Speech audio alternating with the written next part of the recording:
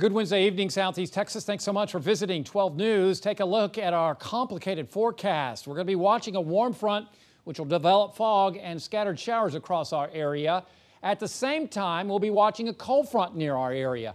Now, the timing could be off on these as far as when they move through your particular neighborhood. If that happens, the temperatures are going to be off. It's going to be a very difficult forecast as far as getting the exact temperature right. This may be early. This front may not move through the area. It's showing it at 5 o'clock. This is only one computer model's opinion about when this front will move through. A lot of the other models are saying maybe not until the afternoon hours. So we may not get into the 50s tomorrow morning. I'm going to go with a delayed frontal passage, especially in the triangle. I do think it'll get through the lakes area overnight, but the question is, when does it move through the triangle? That will certainly dictate high temperatures coming up tomorrow. If it's earlier, then we may not get we may get into the upper 50s and may not get out of the lower 60s. So it's either going to be close to 70 tomorrow or close to 60 tomorrow in the triangle. We just don't know right now at this particular moment that we're taping this and putting it on all social media outlets. Regardless, the front will stall in the Gulf of Mexico. It'll be back in our lap as a warm front coming up on Wednesday. So again, it's going to be a cool day in the lakes tomorrow, and you're going to see showers. The big question is, where does it end up? In the triangle, north of the triangle, south of the triangle.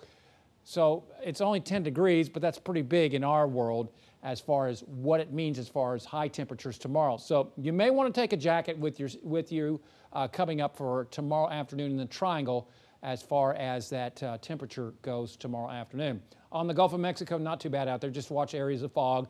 Mostly smooth seas and a southwest wind at 5 knots. So our forecast for tonight, a 40% coverage of showers, cloudy with patchy dense fog. I think the front will make it through through the lakes area. I think you'll see temperatures in the mid to upper 50s. The big question is later on tomorrow.